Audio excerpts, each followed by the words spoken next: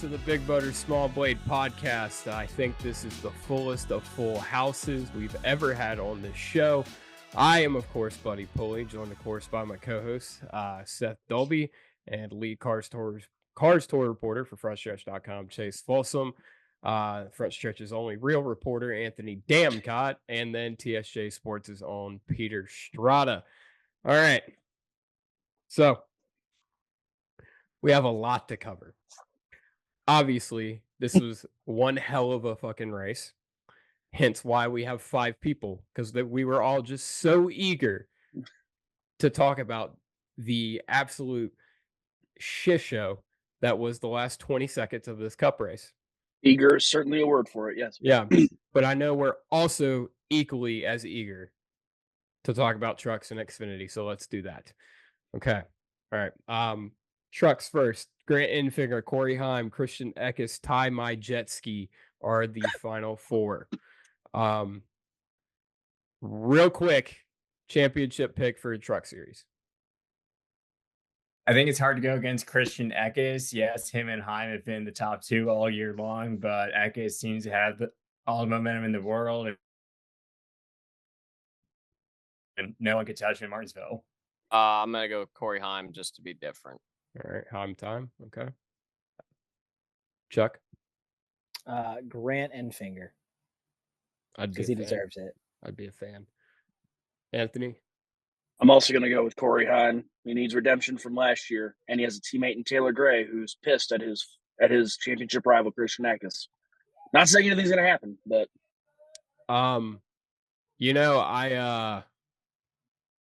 I watched LA Productions video about the Truck Series finale from last year, and it reminded me of how Bush League the move that Corey Heim pulled on Carson Hocevar was, despite what Carson did to him. I agree with you. I don't think Eckes did himself any favors, and I think this might be the first time in history on this podcast that I'm in agreement with Chuck, and that I would really like to see Grant Enfinger win the truck championship. So. I think Mark the date. I think that's who I'm going to go with. Not much of note from the truck race. Eckes won. Taylor Gray, long, tall, dark, and handsome himself, decided he wanted to fight him.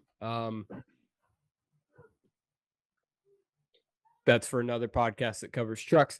Xfinity. Okay. All right. The final 4 are AJ Allmendinger, Austin Hill. Seth, say the line. Fuck Austin Hill. Thank you. Cole Custer and Justin Allgaier for the 7th time. Justin Allgaier is in the Xfinity Series Final 4. Peter, who's going to win an Xfinity title? Maybe playing a bit of a fan card here, but I think 7th time is the lucky time for Justin Allgaier. I think Phoenix is his best racetrack. He's been close here before, and I think 2024 is finally his year. Okay. Seth? As much as I would like to see Justin Allgaier win, it just kind of always feels like something happens to him. I'm going to go with the worst possible outcome, and that's Austin Hill. Chuck? So I will not lie. I was caught up in Nashville stuff this weekend, and that's the first time I've heard the Xfinity Final 4. So... because I was covering real racing. I'll go with Justin Allgaier, and I'm going to recycle my reason for Grant Enfinger and just say he deserves it. Okay. Anthony? He hasn't done a lot all year, but he's been in the Final 4 before. I think AJ Allmendinger gets it done. My heart says... Well, I mean, shit. My heart says anybody but Austin fucking Hill. But 7 times for car 7. I just that's only 2 7s, and I think you got to get 3 7s somehow, some way to hit the jackpot. I hope AJ Allmendinger wins the championship. What if Justin qualifies 7th? I don't think AJ will win the championship, but I hope AJ will win the championship. What if Justin qualifies 7th? Does that count as the third 7 in there? If he qualifies 7th, then all of you know my pick has been rescinded and I picked Justin Allgaier. but Right. yeah. Chandler Smith decided he was gonna bitch slap Cole Custer. Have fun at your dad's construction company next year, asshole. I mean, dude, there's kids watching. The audacity of him to slap someone on live TV. I mean, and Custer's that's the absolute last person you want to pick a fight with too, because if Custer really wanted to fight, he would easily curb stomp Chandler Smith. Dude, I said on the show a couple weeks ago, literally about the same situation. Cole Custer stands on business. He will whoop your ass. And he has a wrestling sponsor now, so he knows a move or two. Yeah, I think even cooler than him going and kicking Chandler's ass was the fact that Chandler bitch slapped him and Cole just laughed. He then told us, I think he hit me. I don't know. I didn't feel him. That's beautiful. God, I might change my pick again. That's great. Yeah, I almost did it as far as picking Cole to go back to back. Yeah, I don't know. We'll see. I really like Cole. I really don't like Chandler Smith. Yeah, no, I tweeted during the race or right after the race or whatever. I was like, somehow someone in the Xfinity Series has become more unlikable than Austin Hill. And I'm sorry, Chandler Smith is absolutely more unlikable than Austin Hill. I don't see any quality of this guy that makes me even think about pulling for him at any point. I don't understand. Give it a week. I think you might change your tune there. I foreshadow some pretty redonkulous shit coming out of Welcome next week. At the very least, I could sort of if Austin Hill were to do something really stupid next week, I can be like, you know what? He's going for a title. Not a fan of it, but at least he's going for a title and did something stupid. I don't know. No, I don't want to hear the guy who comments on every rundown from Down Under, go Austin Hill. I don't want to see him happy. I'm sorry. Is it the guy I'm thinking it is? I have no clue who it is. I can't imagine that you've ever been in the comments section of one of our YouTube videos because you've never watched one of our YouTube videos. So no lies were just told, but I was basically just asking if it was Ryan or not. Oh no, it's not Ryan Mosley. Okay. But Ryan Mosley, if Austin Hill takes the white flag in the lead, I'm blocking Ryan Mosley. Okay. All right. That makes it worse if there's a random guy that goes out of his way to comment that every week. I'm serious. It's a real thing. Dude, if you figure out what his name is, don't say it. Okay. So the Cup Series, Martinsville. Seth and I and Peter were all there. I got yet another flat tire on the way to the racetrack. No way. Actually, you know what? I'm changing my pick for the Xfinity Series because the 7s are wild because that was my 7th flat tire with this car.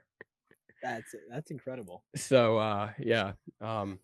Maybe things are coming around for Justin Allgaier. Seth has food poisoning. Yeah.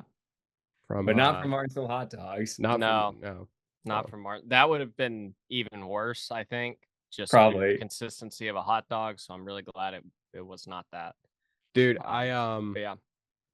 I will say this weekend, out of my nearly 20 years of going to Martinsville, this was the first time I had gotten Martinsville hot dogs all the way. Really? Yeah. What'd you think? I don't like slaw and I don't like mustard, but it just felt right. I'm usually not a slaw fan either, but the one exception is Martinsville hot dogs. Yeah, it just felt right. I will approve that message. Yeah. I ate 4. Peter, did you get any? Yeah, I had 2 each day, so I had 6. Okay. All right. Good man. Just want to give a quick shout out to my buddy Dane. He came all the way down from Canada. Him and his girlfriend, I can't remember. I'm sorry. But shout out to them. Great people, and got to hang out with them for most of the race, and that was really, really good to see him, and appreciate him allowing me to sit with him because I was a lonely man during the race. They came down for Martinsville? They came all the way down from Martinsville. Literally drove Oh, I'm through sorry. through the night. It was a good race. I haven't seen it, so let's get into it. We had a new tire for the race at Martinsville, and it looked like at the end of the race we ran a Rolex 24. Yeah. Initial thoughts, Peter, you were there. I'm gonna let you go first. I think in the first run alone, with Truex leading that entire run, he had about 7/10 of tire fall off in about 40 laps, which is definitely a step in the right direction. A welcome change with the next gen car at Martinsville. And just I do want to note that's just a natural like decline of the 19 team throughout a race, though. Good point. Very good point, but I think tires Shout out Pierre was consistently around there for the whole field, not just the 19 team. And aside from that, just seeing the tire fall off working immediately, seeing, like you said, Rolex 24 style tire dust on every car post race was just something about that made everything just seem almost all right in the world again. I think whichever car won this race would make a great race version diecast. Definitely a white number 12 car. All right, Seth. Shout out. I don't think Goodyear can do literally anything else as far as the tire goes. I think that's as much as you're gonna get. Now, if we put the track bar back in the car, I think we fix this thing entirely. He learned we didn't have a track bar last week, and well, hang on. No. I said 900 Wait. times if we got rid of the independent rear suspension and but then went still back somehow we had a whatever. track bar. I didn't know that's The what track the track bar bar is at was. South Boston, Seth. Look, I'm not very smart when it comes to cars at all. So I kept saying that that's what I wanted, but I wasn't using the word because I didn't know that's what I was wanting. All right. Then finally someone was like, that's what that is, right? And I'm like, oh. Hang on. Give us credit. It was us. Not just someone. Yeah, just someone. Okay. All right. Chuck, Everyone is someone to someone. Correct. Chuck did not watch the race, correct? So all I've seen is like what happened at the very end. So Okay, I will all right. leave my We'll opinion save at you. this. All right. Well, Chuck I was mean, getting updated look, through we the race took- by me. Yeah. Well, Chuck's hat says make short tracks greater, and we made a step in the right direction with that. I was Anthony, watching real racing. Anyway, I mean, that was probably one of the best Martinsville races I've watched in years. It was good to see legitimate passing. It wasn't just a 500 lap parade. There were people who cycled to the front all day. It was you had your favorites, but you weren't sure who was going to come out on top. And give credit to Ryan Blaney. He drove the race of his life to win the race and secure a championship 4 spot. So all around great racing. we had a new left side tire, correct? Yes, the right side was the option from Richmond. Okay, and the lefts were Even Apparently softer, I the believe. softest tire Goodyear's ever brought. okay. So I think the only thing we could do is put the rights on the right and left. I don't know how that works. I'm not a tireologist, but clearly, It does seem tires. odd to bring a softer left side than right. Because I feel like you're putting more load on the right, so wouldn't you want a softer tire on the right? I mean, that's more likely to fail. I feel like. Well, Yeah, then you gotta manage your stuff. I think we saw a classic Martinsville race. I mean, we saw 4 or 5 guys that had fast enough cars to win the race if given the right circumstances. We saw. I thought, I mean, I'm be honest, I would have liked a little more tire fall off if we're just going by Martinsville races as a whole. I would like more tire fall off. If we're going by next gen, this was fantastic. And I think over in the grand scheme of things, like Anthony said, it was very, very good race, like overall. So tire did good. We actually saw a good next gen short track race. I, I There's a can't first believe time it. for everything. I can't believe it. It didn't take someone pee-peeing in the compound for it to happen. We actually did it. We did it, guys. We did it. I mean, to be fair though, we had Iowa this year. It was solid. Obviously, okay, Bristol yeah, was that's fair. what it was. I thought the second Richmond race was solid with the option tire. So I think overall it's been a step in the right direction this season for as far as short track racing goes. And I that's think why Iowa was just good because they weren't shifting. That was the biggest thing there. yeah. Seth proves why we're just someone and he's him. I definitely forgot about all those races. It's been a long season. Obviously this was a playoff elimination race. 4 guys got eliminated, hence why it was called an elimination race. Chase Elliott, Denny Hamlin, Kyle Larson, Christopher Bell, all eliminated. We're going to veto talking about Bell right now. Elliott, Hamlin, Larson, let's see. Seth, Kyle Larson. They just didn't get it done. Okay, I don't Peter. know what else there is to say. Peter. Larson. I think you can draw comparisons to Kevin Harvick's 2020 round of eight. They obviously had a huge points cushion coming in and just did everything wrongly to piss it all away. Obviously, a couple things outside of their control, a few bad circumstances with the flat tire at Homestead, and he was leading late, but just wasn't on the right tire strategy, and other guys had faster cars in the closing laps. Okay. Anthony Larson. Well, it certainly did help the 5 team that you had 3 guys who entered the race that they won below the cut line, and then they won, leaving 1 spot available on points essentially. But I mean, yeah, I mean it's just there's things here and there that they could have done differently throughout the year, throughout the playoffs. Unfortunately, yeah, it was a great season. It's a great season for the team. It's nothing that they should be disappointed at. But obviously, it's not. I'm sure they want more, but they shouldn't be hanging their heads about the season that they had. Chuck. Statistically, the best driver in almost every category this season is not eligible. In every category, I'm pretty sure. Every category except for average finish. Oh. He's third. Well, he didn't miss a race.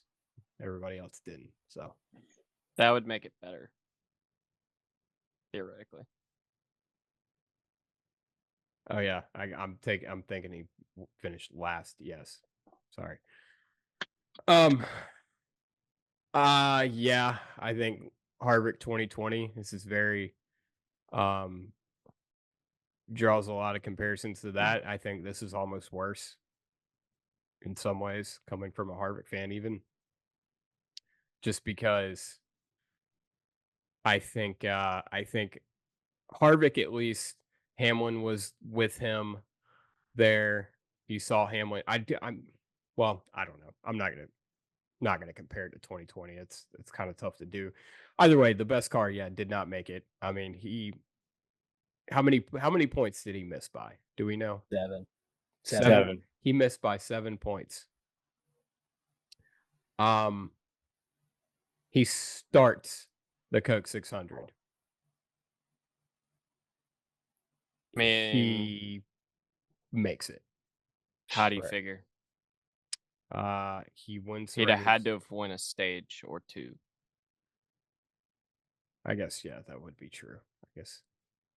For what it's worth, Allgaier was convinced that was a winning car with Larson, but obviously, I'm gonna, maybe not factual, but reasonably, there's reasonable belief that Kyle Larson starts the 600. He wins he makes it to the Final Four. So, You know what it shows? It really just shows that this format sucks so much that Kyle was totally unbothered to go run the Indy 500 instead of this. And he doesn't seem terribly upset. He didn't seem terribly upset yesterday. I'll be completely honest. From what I saw, I don't know. Yeah. We'll cycle back around to Larson because I got a point to make later. Chase Elliott and Denny Hamlin. Let's go, Peter. I think Elliott's just never really showed winning speed all season long outside of Texas until the final couple of weeks. So this could potentially be a building block for a strong start to 2025, but too little, too late. He got passed by Ryan Blaney with, I think, 15 laps left. They were the two cars that were in a league of their own in the closing laps, and Blaney just had the right tires, right everything fall in his favor. Anthony. Yeah. I mean, Chase Elliott was good, but not good enough. He only had one win, and it was, way back at Texas. He's had race winning speed all year. He just hasn't been able to win races. And unfortunately, especially in a round like this, where again, I reemphasize, 3 guys below the cut line entering the race that they won the race, and now they're going to the Final Four. You just can't survive this format like that. And like I said, I mean, it was a great season, just not good enough to advance. Seth. I will give the 9 team a lot of credit. They threw a Hail Mary in this race to pit way earlier than everyone else, and it put them out in the lead, and they got a lucky caution afterward because they were way down on tire wear. But I'll give them credit for that. But overall, as a team, they didn't execute enough because then they lost spots on the next pit stop, and I don't know. They got some. I still think that the 9 team has some fundamental issues that they need to work through, and I've thought this for a handful of years now, and it's been time, I think, for a shakeup with that team at the very least. I still kind of think swapping the 48 and the 9 crew would be beneficial to both sides. But I'm not Hendrick Motorsports, so they're not really going to take my advice, I'm guessing. Chuck. When you look at the entire season, statistically, the 2nd and 4th best cars are not eligible for a championship. That's all I have to say. Okay, that's fair. Chase Elliott, I think Anthony kind of hit on it. The 3 guys at the bottom of the grid won races, and I mean, when you're a team that hasn't shown race-winning pace except for literally the last 2 weeks, you were 1 week short, essentially. And I think you're 100% right too, Seth. I mean, that team, when they are on, but it's a flashbang. It's not a slow burn for them. They just don't have. They are not elite. I'll put it like that. They finally started to put all the pieces together at the end of the season, and like I said, they just ran out of time. Denny Hamlin, fuck it, Chuck, what's up? Denny Hamlin, he drives the 11 car. Yeah, I said what I had to say about both of them. Oh, that's okay. Gotcha. Statistically, Denny was the 2nd best car this year, and Chase was the 4th, and Kyle was the 1st, and none of them are eligible for a championship. So, where's Bell ranked on that list? 3rd. Yeah. Okay. Yeah, that's what I thought. Seth. I was getting to that. Yeah. Hamlin, they got lucky to get this far, so I don't think they should be tore up necessarily about not making the Final Four. They should be tore up about the fact that they have been bad since May, June. That's not acceptable when you drive for Joe Gibbs Racing. Yeah. I don't think so. Peter. Like Seth just mentioned, their last win was all the way back at Dover in April, and really haven't shown much winning pace since then. Just something was off with them this whole playoffs. I don't know if it went back to the Toyota engine penalty and losing those points, but just whether it's mindset or Denny being preoccupied with outside factors, just didn't seem like a vintage 11 teamer for these entire playoffs. Anthony.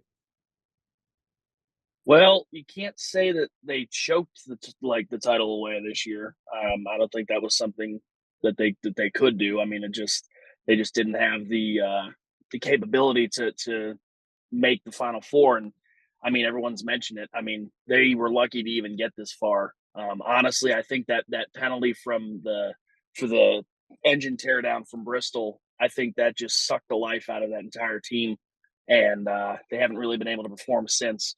And but now the question is, you have to wonder, because we keep waiting to see, like, when is Denny Hamlin going to win a title? When is Denny Hamlin going to win a title? Well, now we're at the point where, was this year his last shot to win a title? Let's be honest, he's not, he's kind of old for like driving standards. I mean, he's in his 40s. Most drivers retire in their early 40s. So, he's still capable of winning races, but now you have to ask a question of, is this like it as far as title contention? So I think that's the biggest question that he and the 11 team have to answer over the offseason. I'm seeing a lot of comparisons to Kevin Harvick and Jimmy Johnson with Denny Hamlin. I think that they are good at the tracks they're good at, but they are not the elite level that they once were. I think Denny Hamlin, I think this proves Anthony's point. I think he is not over the hill, but he's cresting it. I believe he turned 44 the week after Phoenix. Yeah. Because Denny Hamlin is long rumored to be involved in lots of extracurricular activities outside the race car. And now he is involved in very public extracurricular activities outside the race car, and he can't handle it. And he can't. I mean, that's plain and simple. I think that's it, and I think that is a sign that it's. I say Denny Hamlin will not win a championship. This was his year, and he won't do it. So. I don't know if the extracurricular activities are really the problem. I think he's just past his prime, and just I mean, that's the point. He can't balance it because he is past his prime. Yeah, I don't know. Yeah, I think you're right. I think Denny's missed out. Yeah. But we've seen this format be goofy before, so yeah. So obviously that leaves Logano, Reddick, Blaney, Byron. We'll talk about them here in a minute. Let's talk about the ending of this race. What happened? Great 499 laps. Fantastic. Well, are you skipping the Chevy collision? That's what it sounds like. Because that happened with like 20 ago. Great first 3/4 of the race, we'll say.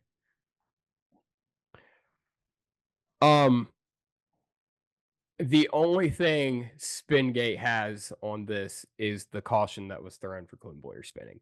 Other than that, this is that level of malarkey, in my opinion. I mean, I don't think I'm off base by saying that. Let's break it down. I'm going to pose a question to everyone and take it, whoever. Christopher Bell sends it into turn 3, loses it, hits the wall, rides the wall. Was it the right call to put him back to last car on the lead lap, ultimately taking him out of the championship 4?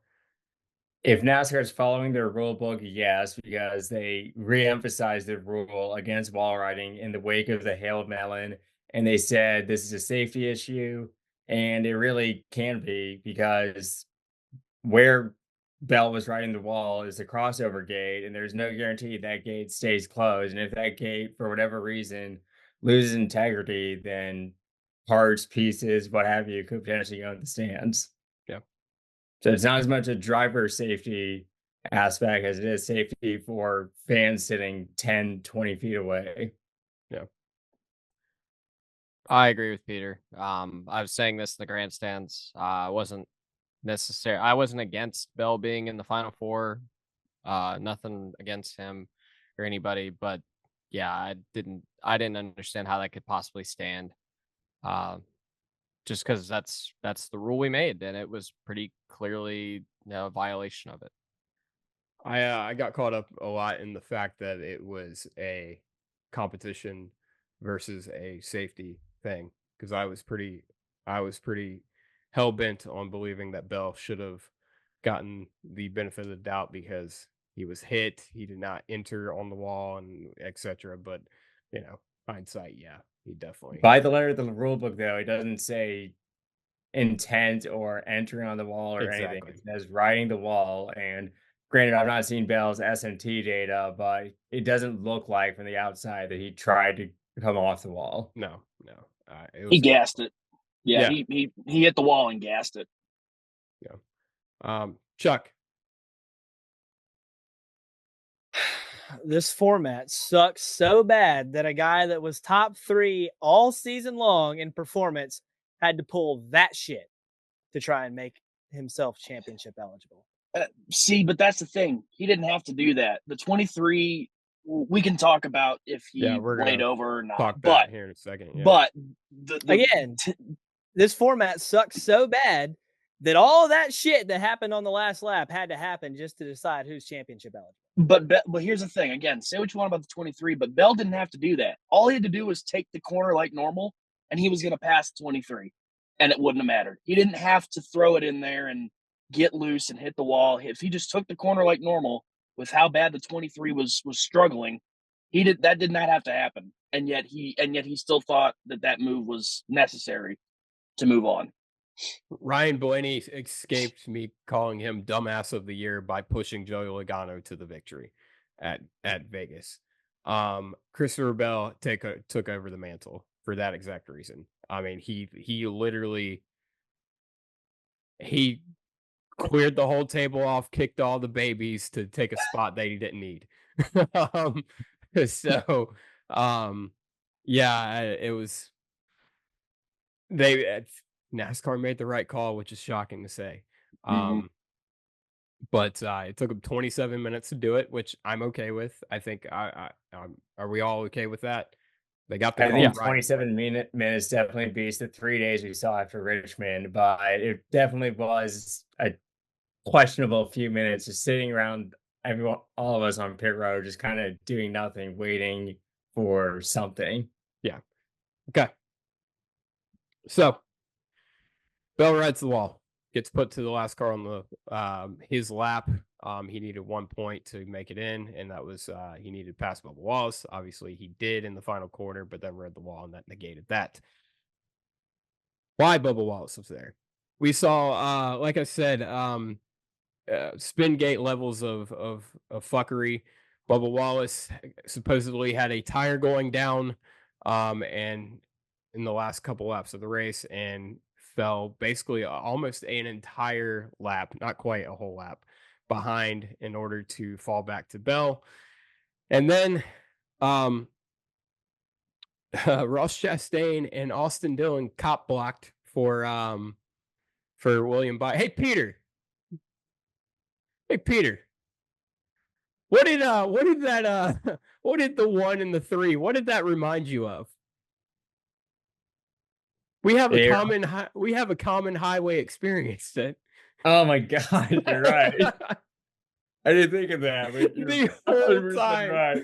Dude, the whole time they're doing that, I'm like, I didn't have service. I wanted to text you so bad. I'm like, this is exactly. If you want to hear the story, there's a after Atlanta, go listen to that episode. Peter and I tell the story of waiting in traffic between 2 cop pace car in the field and slowing everybody down.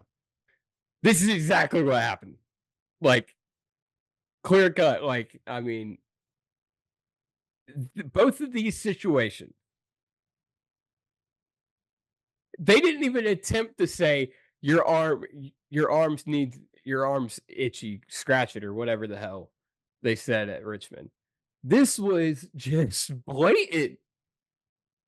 like Ross and Austin Dillon both on the radio said, "Do we understand the plan?" They did all but say, "Hey, we're gonna block the racetrack for William Byron to make the playoff." Like they did everything but say those exact words.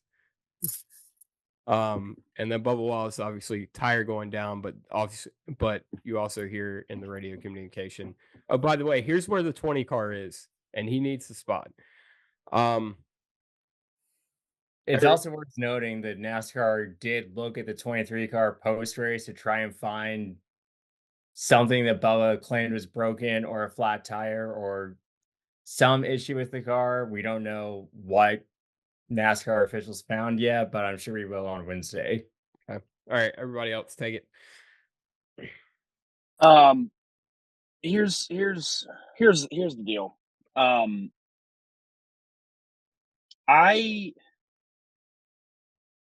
I think my biggest problem with the 23 and the 1 and the 3, and I feel like I'm not the only one who thinks this, but I could be someone that if we didn't hear the radio could think that all of it was just Martinsville, it played out that way. But what I hate is the fact that we have non-playoff teams communicating to their drivers about playoff teams and where they are.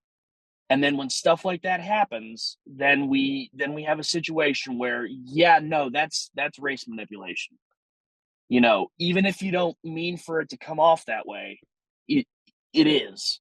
And, you know, the 1 and the 3, when the 3 radio played on the broadcast, that was pretty damning to hear, to hear the 3 team talk about, does he understand the agreement? And, this is after the 3 this is not the first time the 3 has been involved with race manipulation this year, which is, interesting, but I digress. It's just frustrating that we have non-playoff teams communicating about where playoff teams are as a way of being like, oh, by the way, I don't think Bubba Wallace needed to know that. Like, he didn't. Nope. If he has a tire going down, he does not, at no point should there be like, oh, well, the 20 is a straightaway back. There's no reason for that, because then you look like you're engaging in race manipulation.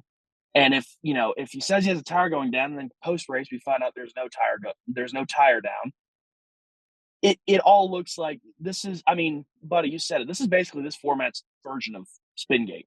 This was supposed to be a Spingate proof format, and we have our own version of Spingate tonight. And it's just, I don't know. Like I said, that's the biggest piece of frustration for me, is you could make the argument that it's all natural, that it all happened naturally if it weren't for the radio communication. And why are non-playoff drivers being updated on where the playoff drivers are, unless it was to engage in race manipulation? It's just frustrating. It's so frustrating. Problem is you've let this go before. This absolutely should be penalized to a certain degree or something, or you could just fix the format. But we've let it go before. I think Buddy was real upset about ThorSport last year in the Truck Series doing this. Yeah. Obviously the whole 22. Yeah, sorry. The whole Eric Jones don't pass him thing in 2020 here at Martinsville. So we've done this before. It happens. I seem to remember a different time a Toyota car at Martinsville said he was blowing a tire and didn't, and he got a 2-race suspension. So not exactly the same thing. I just like bringing that up. But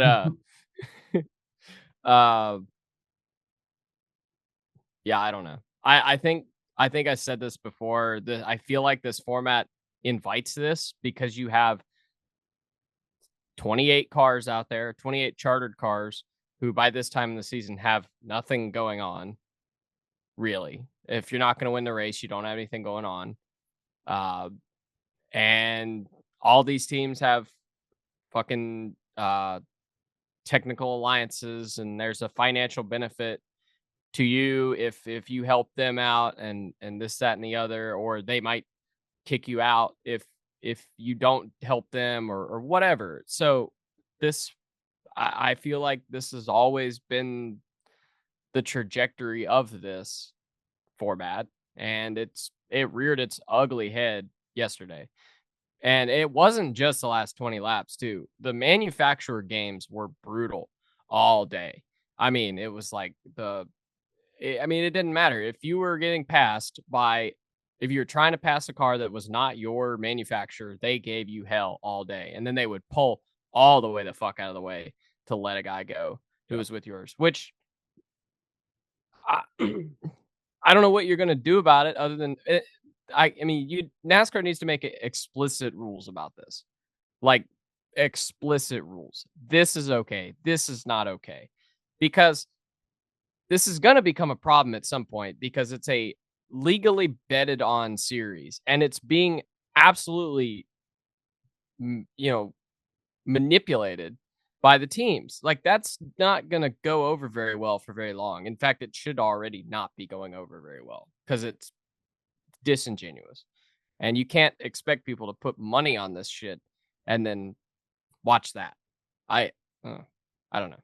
I wonder if like betting sites and stuff can like get involved as far as like some sort of maybe not legal action, but I mean maybe. I mean because maybe yeah.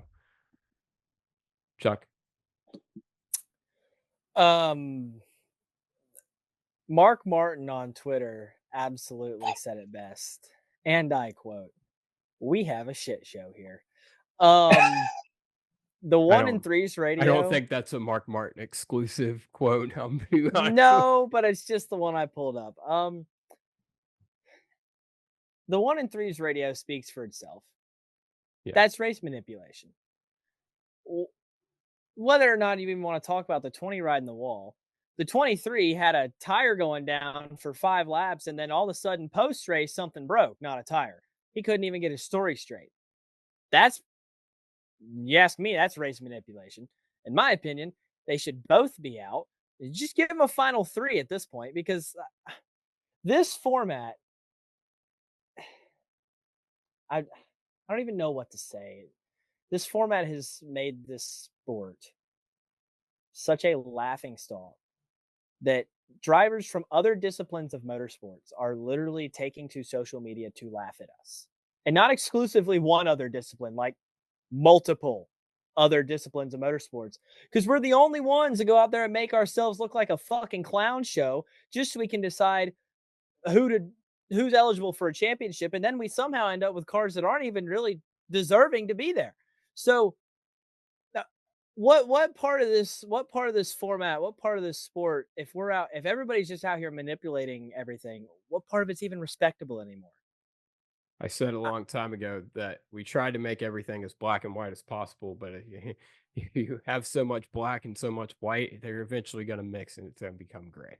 And you're going to make a whole lot of gray, and there's a lot of gray here. Yeah, I mean, I would argue there's no gray here, and we just will not set a standard. It's like everything right now. They don't care. Dude, this format clearly they don't.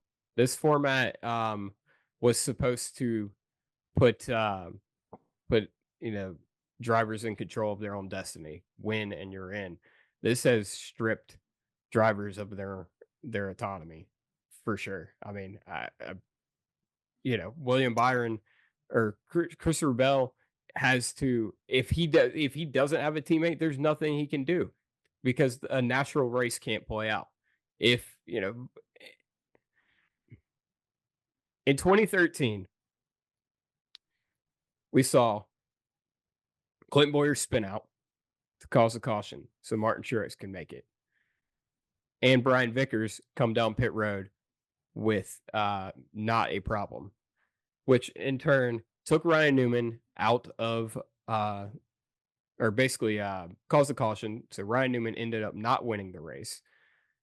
Jeff Gordon missed because of that, and because the 38 car let the 22 go because Penske bought the 38 like a bunch of tires or something, and then we ended up with 13 cars in the chase that year. I don't think there's any sort of way that You definitely don't add a fifth car, but I don't think you can add 3 or do 3. I don't think you can do a championship 3. I think there's too much as far as the marketing side of things. There's too much riding on championship 4. So I mean, there's only one clear option: the 1 and the 3 and the 23. They all manipulated the outcome of the race for the 24 and the 20. Christopher Bell and William Byron Bell's already out. William Byron should be stripped of his championship 4 spot, and we should do what's right, and Kyle Larson should be the final 4, the 4th car. But you're penalizing Chevrolet at the same time as you're rewarding Chevrolet by putting arguably their championship favorite guy. Don't play manufactured games. We can't play manufactured games with the manufacturers. We have to look. You benefited the 24. You're out. Like, the 24 is out. He was the benefactor of it. You can't, NASCAR, in my opinion. Now, what you're saying makes 100% sense. Totally right. But like, you can't, NASCAR, the manufacturers played the manufacturer game. NASCAR can't play the manufacturer game by saying, oh, well, we can't do this because it's going to help. You gotta take out the shit and let the cards fall where they may, whether it be a Ford, Chevy, Toyota, Dodge, Volkswagen, whatever gets in instead. Like, I mean, finally Honda. Yeah, exactly. Honda finds their way in and makes the final 4 their first year out, their first race out. But no, I mean, in all seriousness, I mean, Martin Truex did nothing wrong. William Byron did nothing wrong in this. Right. That's my big issue with penalizing the 24 is on paper, they did nothing wrong. We don't know if they were involved with telling the 1 and the 3 and other teams, hey, block for us or not. So far, we've not heard any incriminating radio from the 24. So that's where I have an issue with potentially penalizing the team that benefited, but they didn't exactly break a rule. It sounds like this was a top-down Chevy entire collusion. Dude, they had SVG in on this. Yeah. I was going to say that, dude. Yeah. I mean, they were trying to get him to wreck the fucking 12 car. Like, yeah. Jesus. Like, that's asinine. That's about as blatant as any of that shit too, because it's not just block, it's wreck that guy. Yeah. No, I mean, I think, dude, honestly, I mean, I think if you want to send a message, you suspend Bubba Wallace, you suspend the crew chief, you suspend the spotter, you suspend Ross Chastain, you suspend Austin Dillon, you suspend the crew chief, you suspend the spotter for however long, find them out the ass, and like I said, you take the 24 and the 20 out. To me, it doesn't matter if you did anything right or wrong. You still, like, you benefited by, it's like, honestly, you know what it is? It's like 2 of your friends go rob a bank and then go give you half the money. Or give you all the money, really. If you're William Byron, I mean. My problem with penalizing the 23 is that essentially they were the Chevy was cheating for a while, and then they basically just decided, okay, we can play that game too. I think NASCAR has to just eat this one, and then come out next year with hard rules. Again, are they going to do that? Do it. No, hell no, they're not going to do it. We've had all the opportunities in the past 10 years to go back to a proper format where this isn't really a plausible thing, and we won't do it, and we haven't done it, and I would be shocked if we did do it at this point. So, you know what the biggest problem here is with all this? The biggest problem has nothing to do with what happened on the racetrack. The biggest problem is after all this happened, Elton Sawyer got his goofy ass up there in front of the media and said, oh yeah, the playoffs delivered again. The fans love it. I want some of what he's smoking because he must be high out of his mind if he believes the words that are coming out of his mouth. Mike the fact Ford, that he's in charge, and that just goes down to everybody else, If they don't see a problem with it, nothing's ever going to change. And this shit's just going to keep happening. And all the legitimacy is just going to keep finally dwindling away out of this sport. Mike Ford said that all the negative people talking about the playoffs on Twitter are bots. So Denny did Oh! down actions detrimental, but Ford clarified this on Twitter and said that was taken out of context, which, yes, he said at this point, but I'd be willing to buy that Denny fudged a quote a little bit. I know of another media member that also heard those comments and made comments about it. I don't know that they're fudged or not. But I mean, I don't know. It's just, yeah. I mean, they are blind.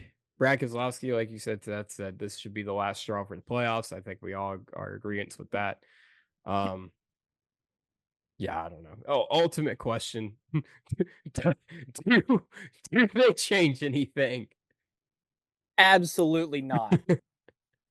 No shot. Just to be different, I'll say yes, because we saw such a massive change in the wake of Spingate. So obviously that's with no inside knowledge, but I would not be surprised to see some format change. Anthony. I have several thoughts that I've formed in the last 20 minutes. I don't know where to begin, but how do you look at that? How do you look at what happened yesterday and say, honest to God, that the format that we have provides exciting moments? Nothing about yesterday was exciting. I mean, the race was exciting. Like for next gen Martinsville standards, it was exciting. But like, how do you look at that and say, "Oh yeah, no, we're doing a great job"? You can't look at that. And kind of piggyback off of what Chuck said about Elton Sawyer, I'm getting tired of seeing Elton Sawyer. I really am. He has a job. His job, a job that requires him to be in front of a camera with a microphone in his face as much as he is. If you have a job like that and yet you still end up with a camera and microphone in your face, you are not doing your job correctly. Something is wrong. The fact that they're sitting there and saying, nope, everything is fine and I see no reason to change what we're doing is so insulting to the fans of this sport, to the drivers, the teams, to everybody who has to hear anybody get up and say, nope, what we have is going great, despite the last 10 years of outcry. And buddy, I'm somewhat in agreement with you of suspending driver, crew chief, and spotter of anybody who was involved with the race manipulation, and then throwing the 20 and 24 out. Honestly, yep. I mean, that seems like one of the most fair ways that I can see to kind of reconcile the situation. Because, like I said, I mean, I was watching that race after we waited that half hour and the result came in, and I wasn't happy because they spent 30 minutes looking at the wall ride only and nothing else. Didn't even look at they didn't even listen to the radios of the 1, the 3, the 23, or anything like that. They spent 30 minutes looking at the wall ride and nothing else. So I would have almost rather them waited until Tuesday to sort that all out. Let them take their time with everything instead of policing one thing. But no, we're doing a great job, and the playoffs are great. It's just I'm just incensed at what our sport has developed, has devolved into.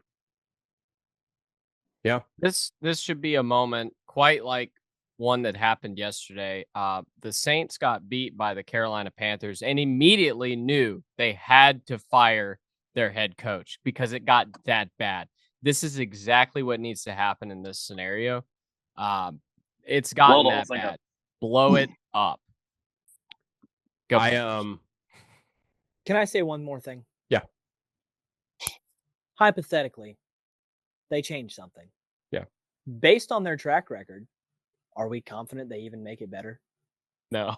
Well, because they've only made it worse. I Well, said this earlier. Every time well. something updates in this sport, it gets worse. Well, depending. What do you mean by change? The format or the Final Four we have? The format. The Final Four, Okay. I'll quickly give my thoughts on that. I don't even know what to say. I think they should both be out, but I feel like adding Larson is opening a whole nother can of worms of the fact that he's already called the golden boy by half the fan base. But as for the format, I'm not confident that if they change anything, they'll make it any better. Because they haven't shown me anything to think that they would. It'll just take another decade for a team to figure out how to exploit whatever new format there is. Yeah. It'll be Penske, and it'll be immediately.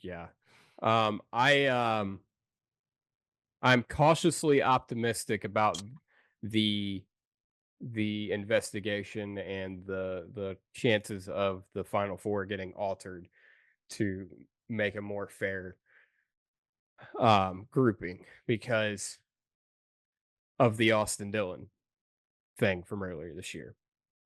They took their time and they made a bold move and they made the right call. So I'm hoping they do it again. I just think, and it's, I'll feel really bad for Christopher Bell if they make a call that removes the 24, but he still doesn't get in, because what happened at the end of the race is what took him out of it. But they only felt like they needed to do that because of everything that happened before that.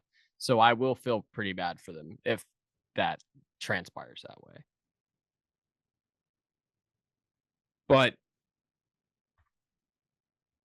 then again, if it runs normal, Byron loses like 4 or 5 spots and it's not even close. They don't have to do anything at the end. Yeah, but if Toyota doesn't do anything and lets the shit go with Chevy, you at least have a case. Now you don't have a case. Yeah. And your driver went and sold the bag and rode the wall. Chuck. Question. Yeah. Was, even after the penalty, was Bell ahead of Larson in points? Yes. Yeah. Bell Okay. was -4. Larson is -7.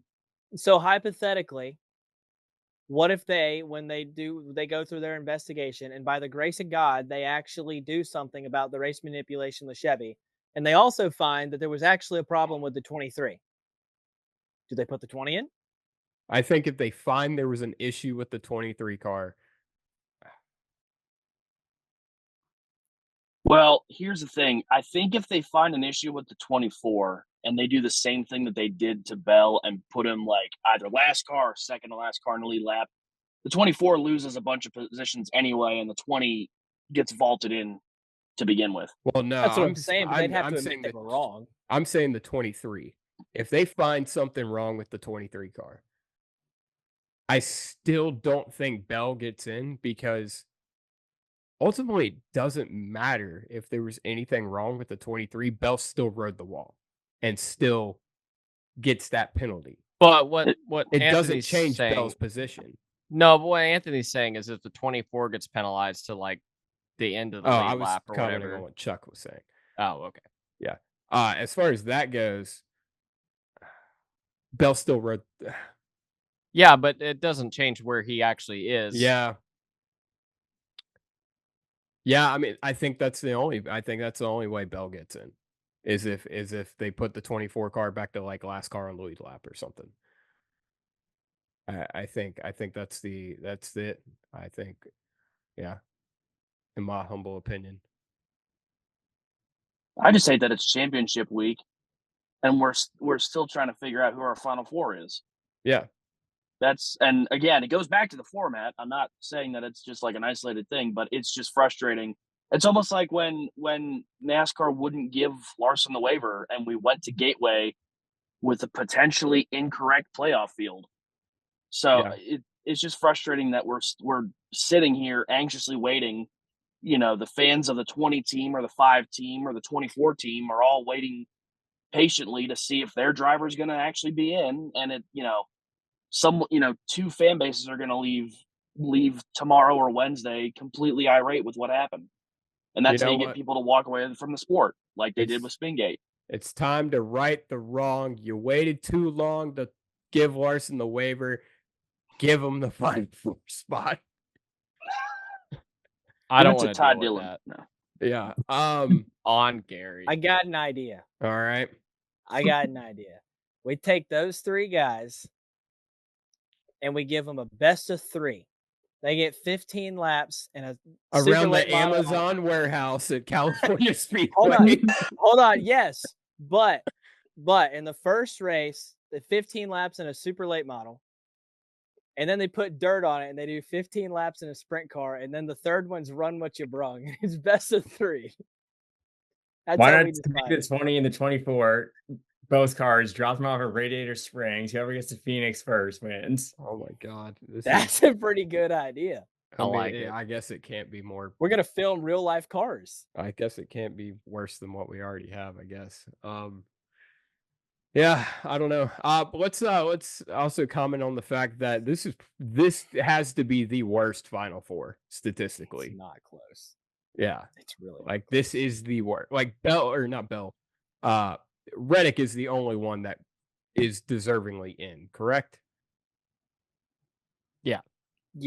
But even then, Byron's they've been kind of close, mid but- during the playoffs. I was going to say they won Homestead, but then they finished 35th and 34th in the other races. So I believe that's Reddick's only top 5 in the playoffs. Yes. yeah, I guess overall as a season, Chuck, do you have that?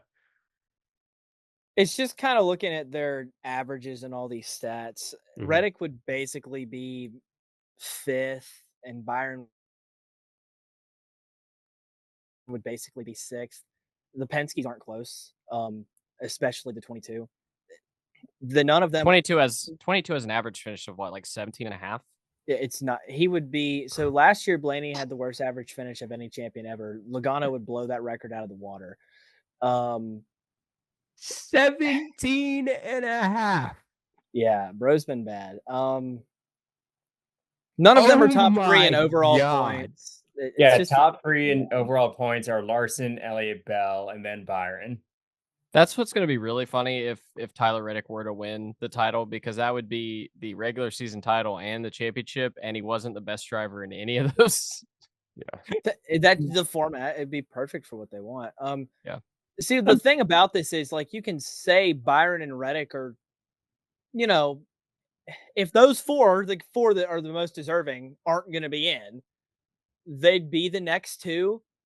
But I think everybody here knows that neither one of them are going to win. And one of the 2 guys that wins is absolutely undeserving of even having a shot, much less winning it. So we're either going to get the worst 2-time champion of all time or the worst 3-time champion of all time. Yeah. Well, I mean, average out Kyle Busch's 2015 with his 2019. That might be the worst 2-time champion. Well, you could throw a couple other different years in there for Kyle Busch. Yeah. But yeah, dude, this is. Yeah, that's what sucks is, you say this is the Final Four we have. But arguably the 4 who were eliminated are a stronger Final Four than the actual Final Four. Arguably? Well, yeah, not really arguably. Who are you arguing with, Peter? Yeah, exactly. Once again, those 3 drivers entered the race that they won below the cut line, and then they won that race. So yeah, no, there's no arguing that one. Jesus Christ. Eddie Hamlin's last shot at winning a title, guys. We need to rally around Tyler Reddick. Yeah. Stay tuned. We may be back next year. Who knows? I'm being completely honest. I mean, we used to say that this format. What you might hear is the hammering of the final. What is it? The nail in the final coffin. The nail in the final coffin. What did that one guy say that one time that was like way wrong? That. Was it that? That hammering you hear? Never mind. That hammering you hear is the final. Shout out Marty Reed, nail in the final coffin. Yeah. Marty Reed was so bad. Dude, this stuff fried my brain so much that when you guys said it the first time, I thought that was right. Yeah. Okay. All right. No, hang on. We used to say this format gave you the right champion in the wrong year, and then Joey Logano came in and blew it the fuck up, and then Ryan Blaney last year came in and blew it up, and then Joey Logano's gonna blow it up again this year. So They're just blowing up rubble at this point. yeah. Okay. All right. I guess here we go. The last Joey NASCAR race Logano. ever next week. Let's go. All right. Who's going to be the 2024 champion? Okay. All right. Seth says Joe. Why? Why, Seth? Because he's Joey Logano. Okay. Anybody else? Is anybody going to argue that? I need to take this Ryan opportunity. Blaney. Why? Why did who? Anthony or me? You. I think Blaney was the faster car than the two of them at Phoenix in 2022, and he played wingman. I think if they're in a similar situation, Blaney does not play the nice teammate, and we see pretty fun racing between the two of them. Okay. Anthony. Before I give my pick, I need to take this opportunity to apologize to Seth, because a few weeks ago when I was on the podcast, we were doing I think it was our round of 8 predictions. And I said, I just don't think I don't think even your Joey Logano is going to show up this time. And somehow, by God, he did. Now here he is, going to win the 2024 title. He's not my pick, but I know that's just what's going to happen. So, Seth, I have to apologize for ever doubting you or even your Joey Logano. Anyway, Tyler Reddick is actually going to win the title, provided that the Penske's hit the get hit with a restart violation or something, because for some reason they're always so good at Phoenix.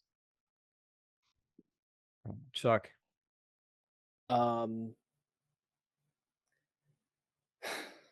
The 2024 champion is going to be NASCAR, because an undeserving driver is going to win, and they're going to get up there on their soapbox and say, "Look, guys, the playoffs delivered again."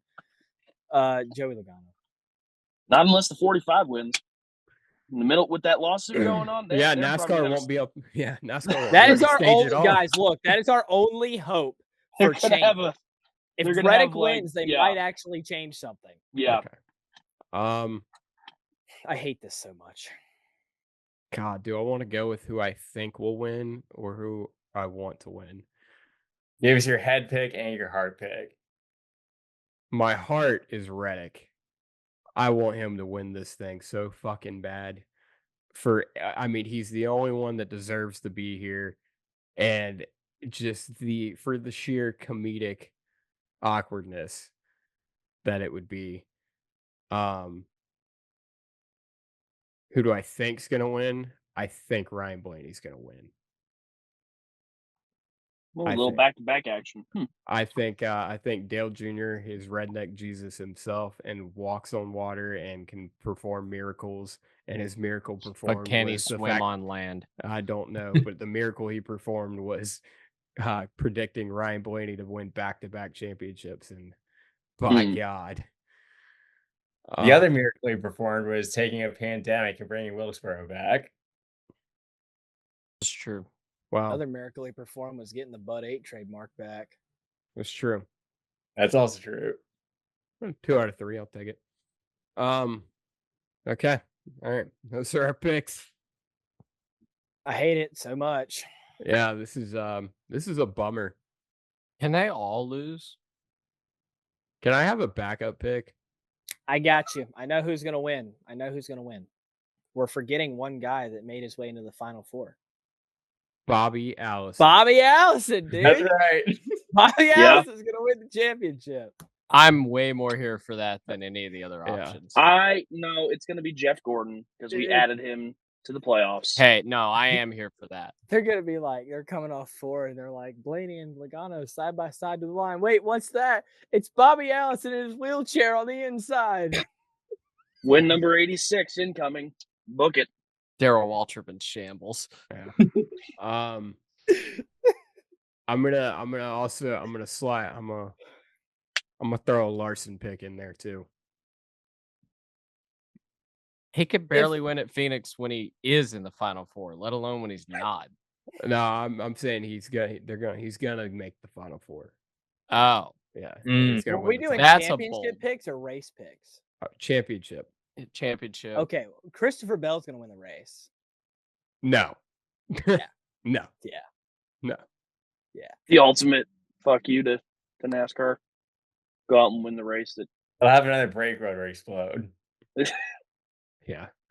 with a projectile from Rattlesnake Hill. Thank God we're not going to Phoenix again. Peter, I'm sorry. Hey, I get In-N-Out burger this week, so that's fun. That's true. Okay, I guess it's Like fair. the Canes of burgers. What? What? No. Yeah. No. Mid. Chuck has the food takes of all time.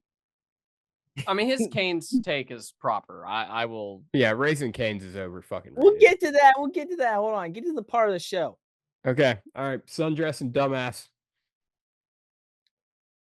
Sundress is SVG. Like, Yeah. no fucking contest.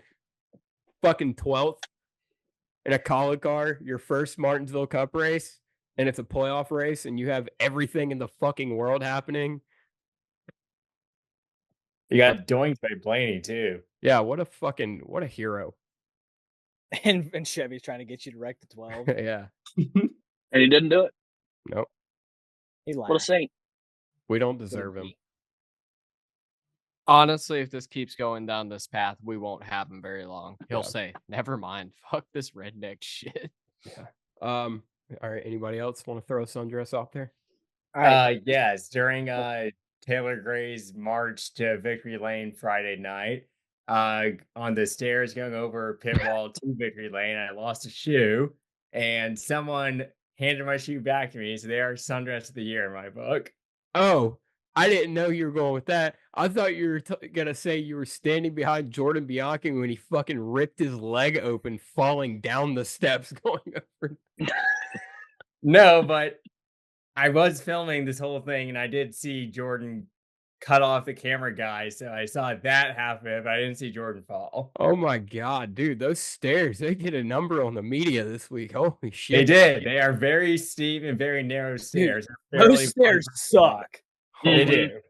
I can barely fit through them. I know I'm a little chunky, but like I have to turn sideways. Oh my god. Oh my god. Okay. All right. I got a couple sundresses. Okay. All right. Number one's me for having the correct take that Canes is mid. Number two is all the series out there that still have full season long points formats. Shout out IndyCar, World of Outlaws, Cars Tour. You guys rock. You give us real championship battles. And Nick Hoffman for the following tweet. NASCAR sucks. Anyway, the Outlaw Championship comes down to Charlotte. No bullshit playoffs. Just three guys that have accumulated points over an entire season and still have a shot to win. And I guarantee you there won't be any gimmicks either. Which championship battle in the Outlaws? Okay. Late models. See. Yeah. But Macedo and Gravel are still battling for the sprint car, so it still checks out. Okay. All right. Sundress, Anthony. You know what? I'm gonna give my sundress to Brad Keselowski for being the active driver, saying what we're all thinking. He may be. I mean, sorry. Shout out to Bot Keselowski for saying what we all are thinking. I think it says a lot when there's an active driver and owner who is actively speaking out and being like, "No, we have to change something. This is ridiculous." So shout out Brad Keselowski. One more shout out to balls on Christopher Bell. Well, hang on. Yeah. Because he's sundress and dumbass for me as well. He's my second sundress and dumbass.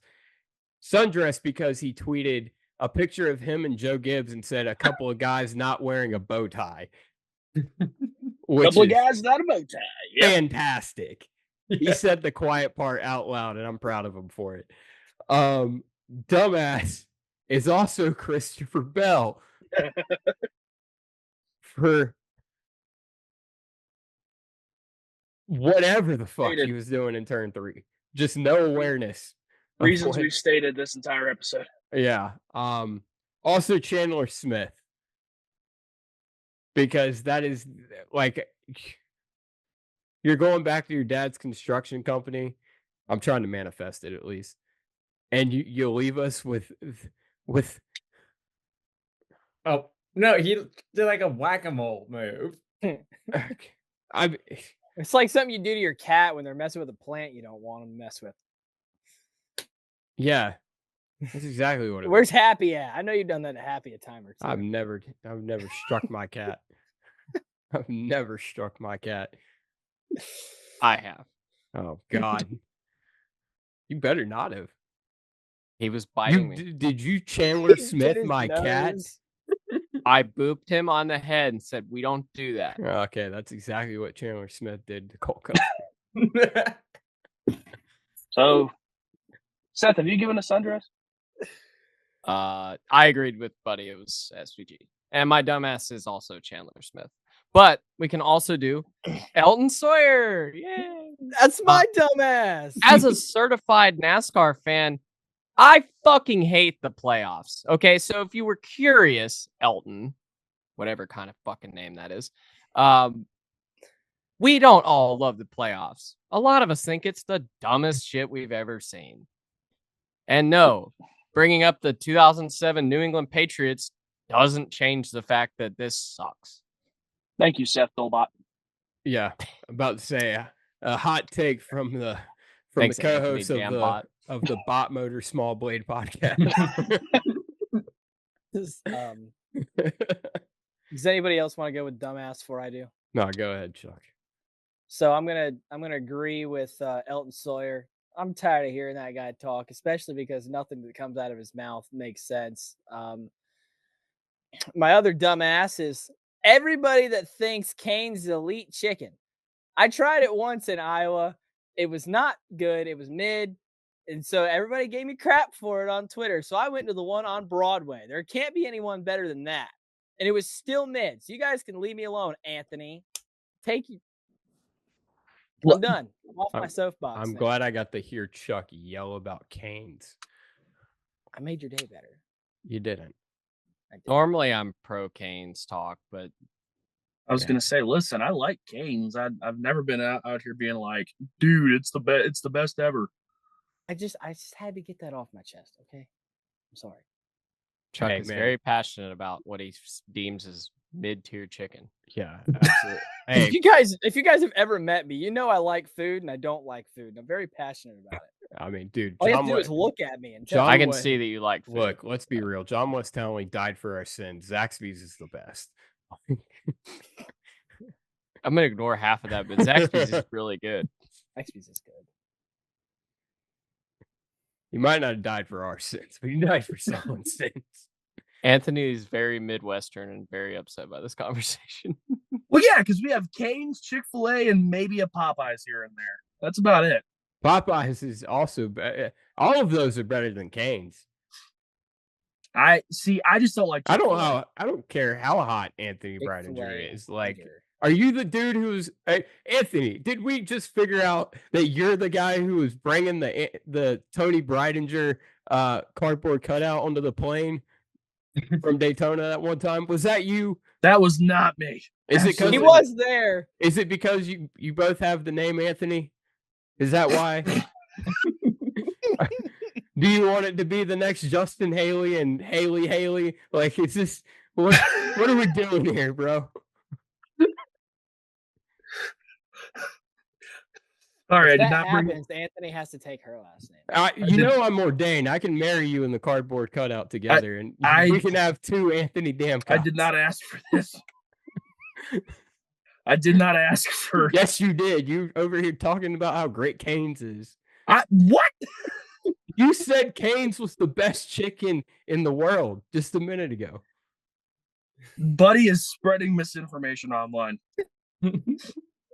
We're gonna have to. Hot motor, small blade, baby. Yeah. Body pulley is spreading misinformation. Anyway, my dumbass is.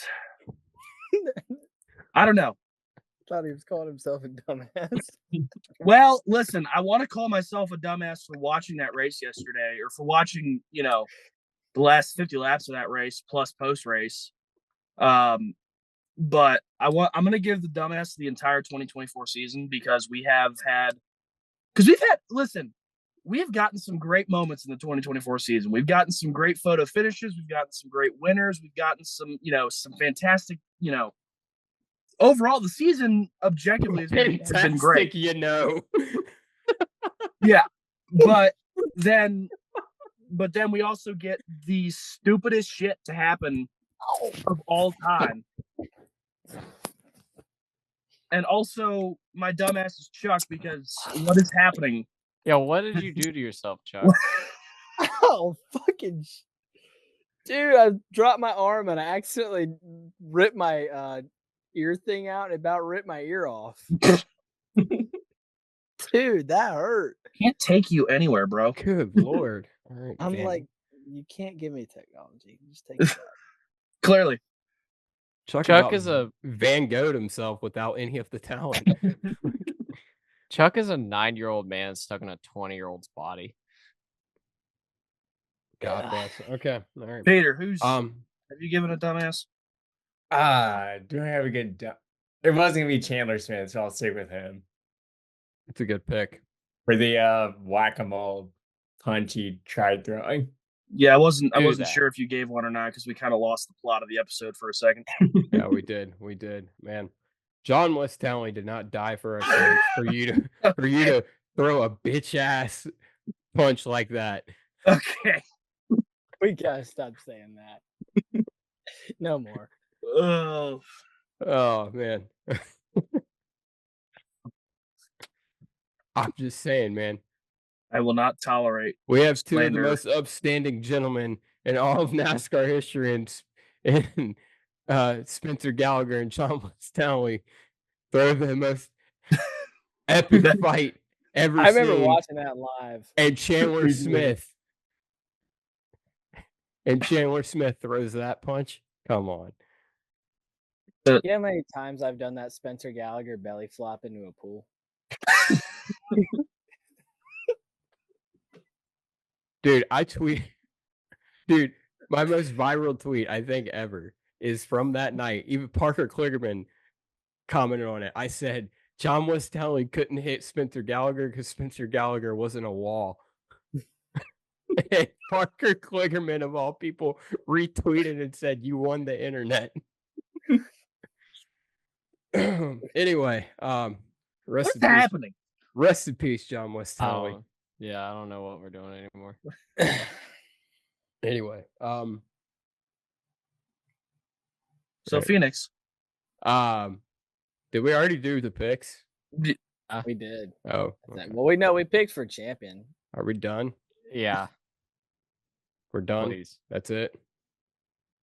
Please. Okay. Goodbye, Gary. Bye, Gary. Go fuck yourselves. Elton Sawyer, go fuck yourself.